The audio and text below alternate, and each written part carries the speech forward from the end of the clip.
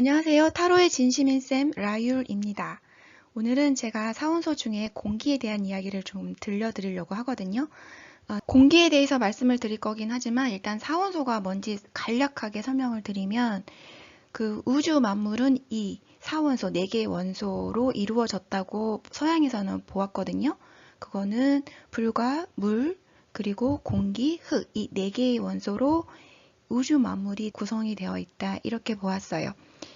이 4가지 원소들이 서로 상호작용을 해서 자연 현상이 만들어진 거고, 이런 것들을 인간의 성향과 기질에 연결을 지어서 설명을 하기도 했습니다.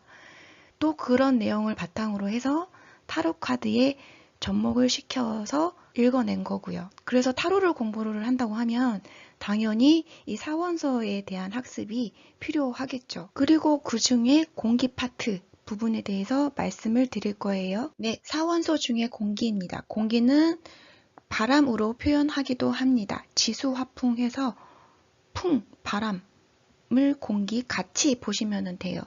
그래서 그림도 이렇게 바람개비, 나비 이렇게 제가 표시를 한번 해본 거고요. 제가 사원소 배우고 할 때 타로에서는 공기를 상징하는 이 상징물이 소드다, 검이다. 그리고 계절은 가을이다. 그리고 신체는 머리 부분을 의미를 한다. 이렇게 주입식으로 공부를 했어요. 네, 그래서 공기의 상징은 검, 계절은 가을, 신체는 머리다. 이렇게 공부했던 기억이 나거든요. 물론 공기가 왜 소드일까라는 의구심이 좀 있었지만 일단 공기가 소드라고 하니 그냥 소드라는 성향으로만 접근을 하면 이 소드 성향 인물이 이해가 되기는 했었거든요. 그래서 공기는 소드야. 소드는 이런 특징이 있고 이런 특징을 가진 사람이 소드 성향이야. 이런 식으로 공부를 했었죠. 네, 이 타로 카드에서도 사원소가 다 등장을 하는데 어떻게 등장을 하느냐? 불은 지팡이고, 물은 컵이고, 흙은 펜타클이고, 공기는 소드로 이렇게 표시가 되어 있죠. 타로 카드에서는. 이 부분들은 앞에 이 3개는 이해가 빨리 되실 거예요. 불은 지팡이. 그래, 나무를 태우면 불이 되니까. 물은 컵이랬는데 그래, 그러면 물은 컵에 담을 수 있는 거니까. 컵에 담아서 물을 마시는 거니까, 물은 컵으로 상징되는구나. 이해가. 또, 흙은 펜타클이라고 했는데, 흙에서 얻어진 수확물은 경제적 가치를 만들 수 있으니까. 그래서 흙은 펜타클로 이렇게 표시를 하는구나. 라는 거는 이해가 쉽게 가셨죠. 공부하셨으면요. 네. 네, 타 사원소에 대해서 공부를 하셨으면요. 공기는 소드를 상징한다고 했는데 왜 검이 공기를 상징할까? 이 부분에서 조금 이렇게 와닿지 않은 부분이 있으시지 않으셨을까요? 그렇다면 이제 이런 소리를 저도 듣고 공부를 했었거든요. 검은 공기를 창챙하고 가르니까. 그래서 검이 공기를 상징하는 거야. 라는 말씀을 많이 들으셨을 거예요. 저도 그렇게 들었고요. 그런데 그러면 지팡이도 공기를 샹샹 가를 수 있지 않을까요? 그런데 왜 지팡이가 공기를 상징할 수 없고 공기는 검이 상징을 하는 걸까? 이런 거에 대해서 의구심이 생길 수 있단 말이죠. 네, 그 부분을 조금 다루려고 해요. 그러면 공기가 이 소드 검이라고 하니 공기의 어떤 면과 소드의 어떤 면이 공통점이 있거나 둘이 어떤 상통하는 게 있으니까 이 공기를 검으로 표시한 걸 거 아니에요.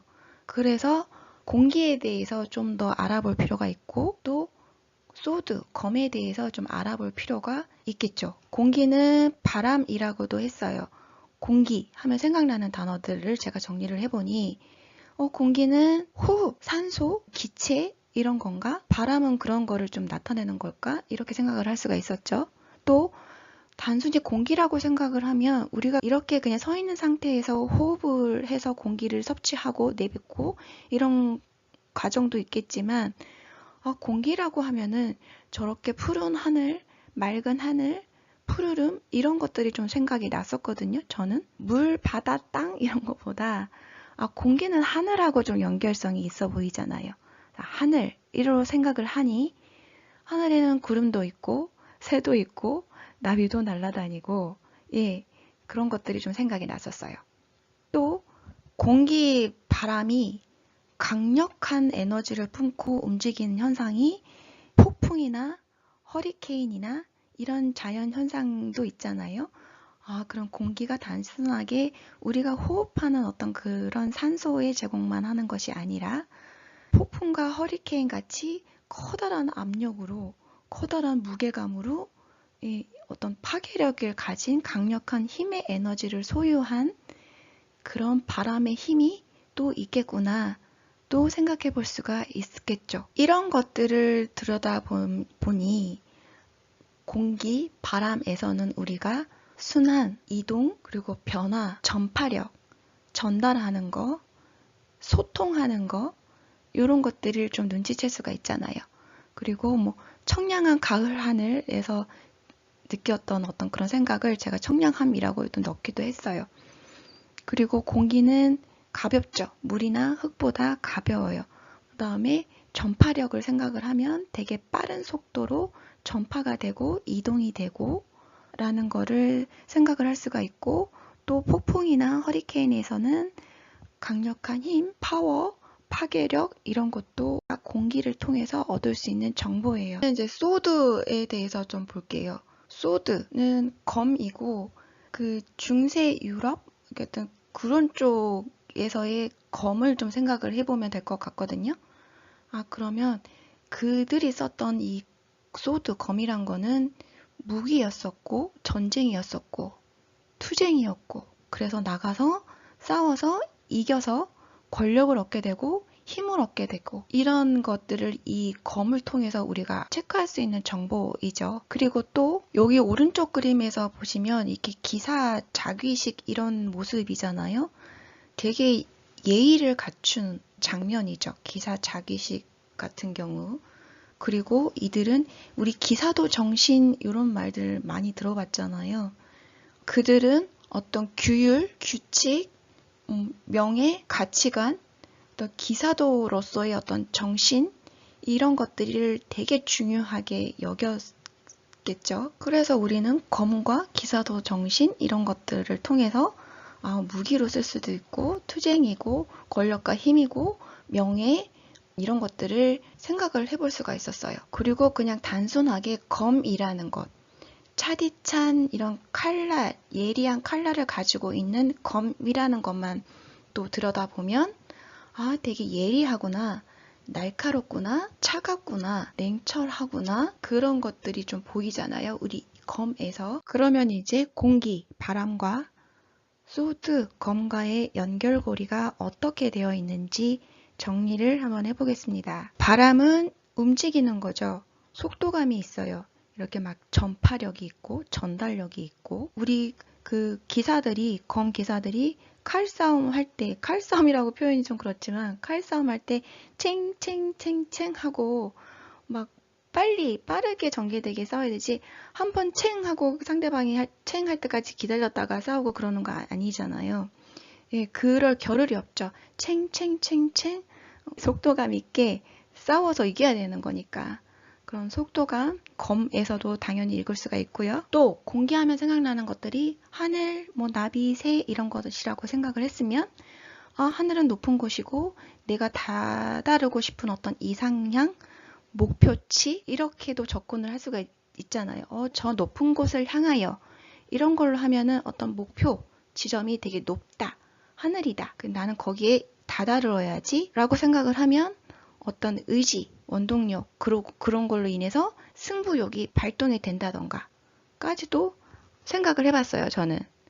그러면 이런 것들이 이 검이 가지고 있는 싸워서 이겨서 내 목표를 성취하겠다는 그런 승부욕이 이 검에도 당연히 들어가 있지 않을까요? 그리고 기사도 정신 이런 거를 생각을 하면은 어떤 높은 위상, 명예 이런 것과도 연결성이 있을 것 같아요. 또 폭풍, 회오리 바람 이런 것들이 가지고 있는 아주 강력한 에너지, 힘 이런 것들이 검과 관련성이 있겠죠.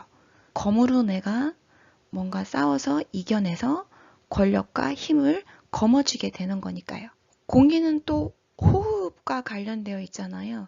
이 호흡과 관련된 거를 생각을 하면 제가 민감하다, 예민하다 이렇게 써 놓기는 했는데 우리가 조금이라도 이 산소가 공급이 안 되면 정말 그 참을 수 있는 순간은 너무 짧잖아요. 불과 몇 분? 저는 몇 분까지 견딜 수도 없어요.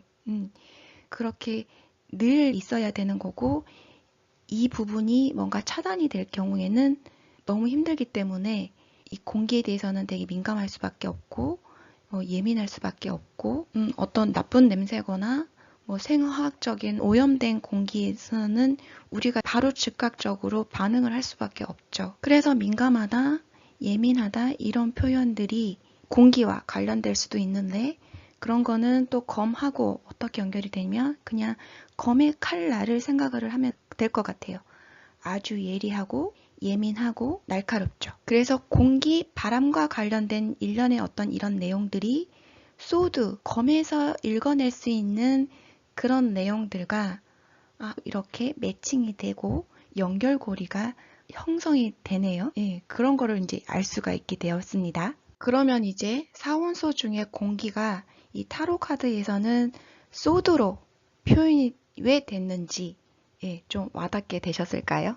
그런데 소드 라인의 타로 카드들을 보면은 이쁜 카드들이 별로 없기는 해요. 이거는 소드가 가지고 있는 어떤 투쟁, 분쟁, 어떤 그런 과정, 과정을 통해서 내가 상처를 입고 힘든 모습들을 이렇게 상황적으로 설명을 하다 보니 이런 카드들이 이렇게 슬픈 애들이 좀 많이 있는 것 같기는 한데요.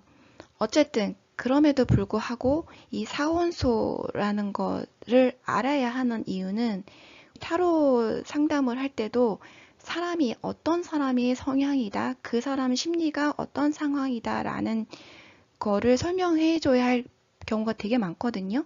그때는 이 사원소를 활용하는 게 너무너무 중요하고 제가 그 부분을 되게 강조를 많이 드려요. 그래서 소드가 사람 성향, 인물로 설명이 될 때 어떤 거를 알고 있다면 네, 그 소드 성향에 대해서 우리가 풀이해주면 되잖아요. 이 카드에서는 소드로 인한 상처의 상황이 드러날지라도 내가 소드가 어떤 성향, 어떤 성질성이 있는 건지를 알고 있는 거는 되게 중요하다고 저는 생각을 합니다. 그래서 공기의 성향을 정리해보면 다음과 같습니다. 공기의 성향을 우리가 이해할 때, 공기, 바람, 그리고 높은 하늘, 그 다음에 차디찬 검, 그리고 그 검을 쥐고 있는 기사도 정신, 이런 것들을 생각을 하면, 공기는 이러이러한 성향을 갖추고 있겠구나, 라고 우리가 얘기를 해줄 수가 있어요. 자, 성향은 어떤 성향? 명석한 두뇌, 공기는 명석한 두뇌를 뗄래야 뗄 수 없거든요. 기사급의 이상의 계급에서 이 검을 활용할 수가 있단 말이에요. 그래서 어떤 지식 기반, 지식인하고 연결성이 되게 많은 게 이 검이잖아요. 그래서 두뇌랑 관련이 있단 말이에요. 그래서 두뇌 회전하는 거, 뭐 호기심이 많다던가, 머리를 쓴다던가, 머리를 많이 쓰니까 이 사람들은 판단력이 강하고 이성적이고 논리적이고 데이터 분석하는 어떤 능력치도 뛰어나고 이렇게 생각을 할 수가 있어요. 그래서 승부욕이 강하고 성취욕, 내가 목표나 내가 원하는 미래를 위해서 끊임없이 도전하고 이룩하려고 하는 그런 승부욕, 의욕이 강인한 분들이 이 공기 성향 을 가지신 분들이에요. MBTI 중에서는 뭐 T, J 이런 과에 가까운 분들이죠.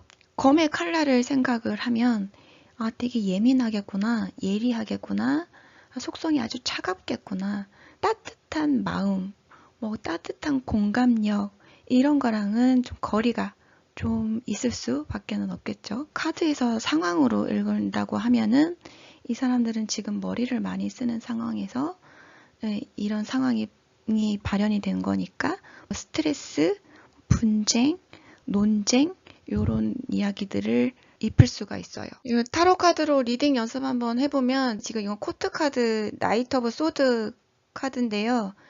이 사람은 성향은 어떻게 해서요? 우리가 사원소 중에서 이제 소드 공기에 대한 성향을 알았으니 이 사람은 되게 머리를 쓰는 사람이구나. 그러니 이성적인 사람, 논리적인 사람, 냉철한 사람, 예리한 사람 다 얘기해 주시면 되잖아요. 근데 조금 급한 면도 좀 있겠구나. 느긋함하고는 좀 거리가 있겠구나. 다정다감하고도 역시 좀 거리가 있겠구나. 뭐 팩폭을 잘 날린다던가 되게 기획적이고 계산적이고 이런 사람이겠구나.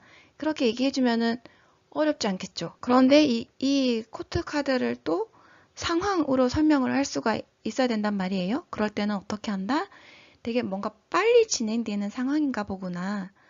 되게 급발진하는 상황인데, 뭔가 말이 막 전투적으로 막 전력 질주를 하고 있잖아요. 그래서 되게 뭔가 빨리 이동하는 상황인 건가? 빠른 결정이 필요한 상황인 건가? 네가 너무 두뇌를 저렇게 많이 빠르게 급격하게 쓰다 보니 그로 인해서 되게 스트레스가 아주 그냥 가득 찬 어떤 상태인 건가? 그렇게도 읽을 수가 있겠죠.